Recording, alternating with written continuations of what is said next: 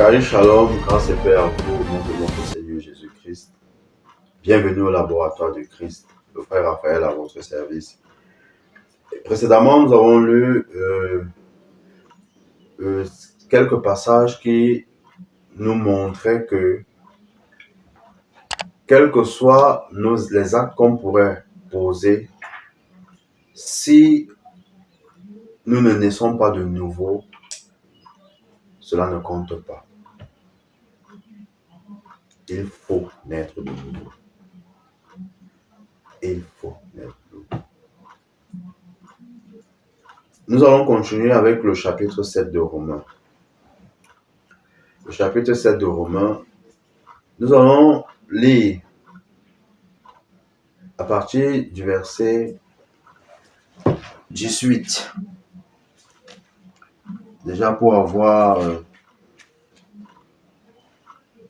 une autre idée de ce que, de ce que Paul dit concernant quelqu'un qui est livré au péché, quelqu'un qui est vendu au péché. Car je sais, le verset 18, car je sais que le bien n'habite pas en moi, c'est-à-dire dans ce que je suis par nature. Vouloir le bien est à ma portée, mais non l'accomplir. Je ne fais pas le bien que je veux, mais le mal que je ne veux pas, je le commets. Si donc je fais ce que je ne veux pas, ce n'est plus moi qui le fais, mais c'est le péché qui habite en moi. Vous voyez, beaucoup de personnes se retrouvent dans ce cas-ci. Maintenant, la précision que je veux faire, c'est que Paul ne parle pas de lui quand il a cru au Seigneur Jésus, non. Il parle de lui avant la nouvelle naissance qu'il a expérimentée. Donc, avant la nouvelle naissance, il parle de cette bagarre, de ce combat qui se passait à l'intérieur de lui, où il veut faire ce qui est bien, mais il se retrouve en train de faire le contraire. Et il dit, mais si j'ai la volonté, mais que mes membres m'empêchent de faire ce que je veux faire, ça veut dire que je ne maîtrise rien. Je ne maîtrise rien. Ça veut dire qu'il y a soit quelqu'un ou alors quelque chose qui a pris contrôle de ma personne. Il y a quelque chose qui m'empêche de faire ce que Dieu veut que je fasse. Je vais même encore un peu plus loin. Parfois, nous prenons des résolutions. Et pendant 1 semaine, 2 semaines, 3 semaines, tu te dis, waouh, ça se passe bien. Mais peut-être la 4e semaine, ou alors quelques mois, tu te retrouves encore dans ce que tu ne voulais pas. Et tu te dis, ouais, qu'est-ce que je vais faire? Je suis fatigué avec cette situation. Écoutons la suite. Verset 21. Lorsque je veux faire le bien, je découvre cette loi. C'est le mal qui est à ma portée. Dans mon être intérieur, je prends plaisir à la loi de Dieu. Mais je vois bien qu'une autre loi est à l'œuvre dans tout mon être. Elle combat la loi qu'approuve ma raison et elle fait de moi le prisonnier de la loi du péché qui agit dans mes membres. Je veux absolument faire le bien. Je veux, mais je n'arrive pas. Mais je n'arrive pas. Je prends des résolutions. Mais après, je me retrouve dans l'immoralité. Je me retrouve dans ces choses qui ne glorifient pas Dieu.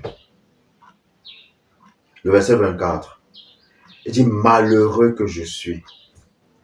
Qui me délivrera de ce corps voué à la mort?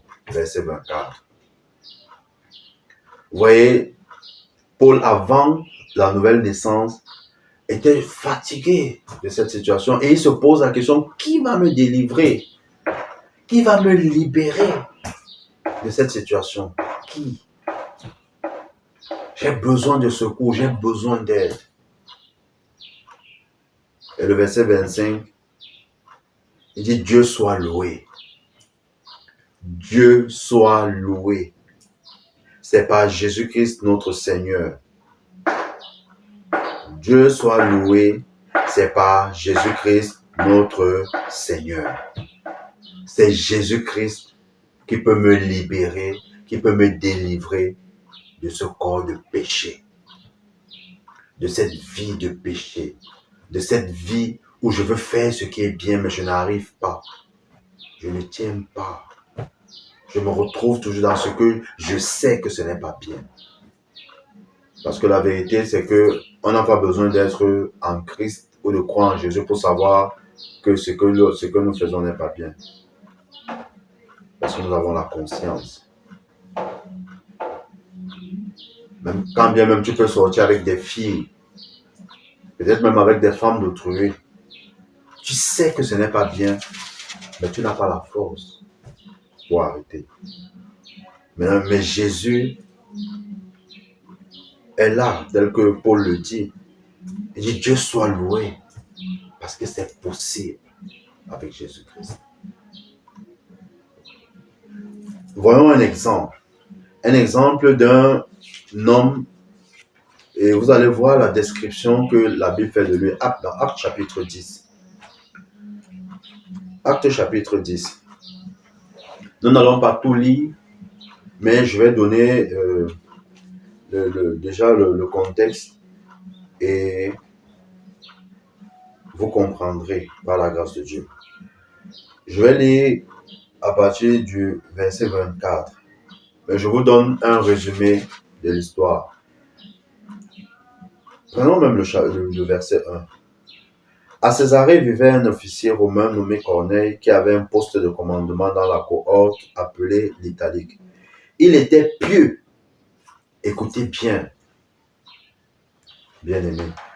La Bible dit il était pieux, le verset 2 du chapitre 10 des Actes des Apôtres. Il était pieux et adorait Dieu avec tous les gens de sa maison. Wow. Il était pieux et adorait Dieu avec tous les gens de sa maison. Il était généreux envers les pauvres du peuple et priait Dieu en tout temps. Un jour, vers 3 heures de l'après-midi, il eut une vision. Il vit distinctement un ange de Dieu qui entrait chez lui et qui lui dit « Corneille ». Corneille le regarda et tout tremblant demanda « Qu'y a-t-il, Seigneur ?» L'ange lui répondit « Tes prières et tes largesses envers les pauvres ont été accueillies par Dieu et il est intervenu en ta faveur. C'est pourquoi maintenant envoie des hommes à Jaffa pour faire venir ici un certain Simon que l'on surnomme Pierre. Il loge chez un autre Simon, un tanneur qui habite une maison près de la mer. » Maintenant, après avoir lu cela, allons au verset 24. Le jour suivant, il arrivait à Césarée parce que justement, Pierre, qui se trouvait chez Simon le convoyeur, a reçu la visite des serviteurs de Corneille parce qu'il lui a été demandé d'envoyer des gens là-bas pour l'appeler et écouter ce que Pierre allait lui dire. Alors, Pierre arrive chez Corneille, verset 24. Le jour suivant, il arriva à Césarée. Corneille les attendait. Il avait invité sa parenté et ses amis intimes. Au moment où Pierre allait entrer, Corneille s'avança vers lui, se jeta à ses pieds et se prosterna devant lui. Mais Pierre le releva. « Non, lui dit-il, lève-toi, je ne suis qu'un simple homme moi aussi. » Puis, tout en s'entretenant avec lui, il entra dans la maison et découvrit les nombreuses personnes qui s'y étaient réunies. Il leur dit, « Vous savez que la loi interdit à un juif de fréquenter un étranger ou d'entrer chez lui. Mais Dieu m'a fait comprendre qu'il ne faut considérer aucun être humain comme souillé ou impur. Voilà pourquoi je n'ai fait aucune difficulté pour venir quand vous m'avez appelé. » Vous voyez déjà ici, l'apôtre Pierre dit qu'il n'est pas donné à un juif de fréquenter les païens. Mais vous voyez que ici, il dit bien que c'est parce que Dieu lui a montré, parce que justement, avant que les serviteurs de Corneille n'arrivent, la Bible nous fait comprendre que Pierre a eu faim et il s'est un peu assoupi. Il est tombé en extase et une nappe est tombée du ciel et il y avait des animaux qui, dans l'Ancien Testament, était déclaré impur. Et on lui demandait de tuer et de manger. Il a refusé parce qu'il trouvait cela impur. Et Dieu lui dit, mais c'est comment je déclare pur, comment toi tu le déclares impur? Parce que justement, comme je vous l'ai dit précédemment, le Seigneur Jésus, par sa mort et sa résurrection, a changé la vision que ces Juifs avaient dans l'Ancien Testament, en ce sens que ce soit juif ou païen, pour être uni à Dieu, il faut être né de nouveau. Il faut être né de nouveau. Et ici, justement, Pierre a compris ça, que il n'y a plus, Dieu ne fait pas de différence, parce que s'il a permis qu'il arrive chez Corneille et que lui s'est même révélé à Corneille, c'est parce que justement, il a un plan également pour ce qu'on appelle les païens. Il a un plan pour les prostituées, il a un plan pour les bandits, il a un plan pour les criminels, pour les bandits de grand chemin, il a un plan pour tout le monde. À présent, puis-je savoir pour quelle raison vous m'avez fait venir? Corneille lui répondit, il y a 3 jours à peu près, à cette heure-ci, j'étais chez moi en train de faire la prière de 3 heures de l'après-midi. Soudain, un homme aux habits resplendissants s'est présenté devant moi et m'a dit, Corneille, ta prière a été entendue et Dieu a tenu compte des secours que tu as apportés aux pauvres. Envoie donc des hommes à Jaffa pour inviter Simon, que l'on surnomme Pierre, à venir ici. Il loge chez un autre Simon, un tanneur qui habite une maison près de la mer. Par conséquent, je t'ai donc immédiatement envoyé chercher et je te remercie d'avoir bien voulu venir. Nous voici donc maintenant tous ici devant Dieu, prêts à écouter tout ce que le Seigneur t'a chargé de nous dire. Alors Pierre prit la parole et dit, maintenant je me rends vraiment compte que Dieu ne fait pas de différence entre les hommes. Au contraire, dans toute nation, tout homme qui le révère et qui fait ce qui est juste lui est agréable. Il a adressé sa parole aux Israélites pour leur annoncer la paix par Jésus-Christ, qui est le Seigneur de tous les hommes. Vous voyez ici que l'apôtre Pierre est déjà en train de parler de Jésus à ses bien-aimés. Et il n'a pas d'autre message à leur communiquer que Jésus. Et notons bien que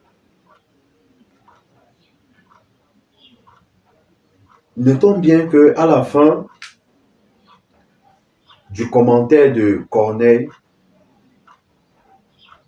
Pierre se rend compte que il faut que ces hommes soient sauvés.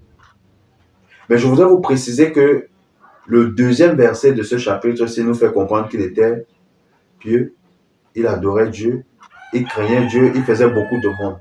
Mais la question qu'on devrait se poser, mais c'est pourquoi il a encore besoin qu'on lui parle de Jésus alors qu'il faisait déjà les choses bien? C'est parce qu'il lui manquait quelque chose, naître de nouveau. Nous allons, à la suite de notre vidéo, voir ce qui s'est passé quand Pierre leur a parlé de Jésus.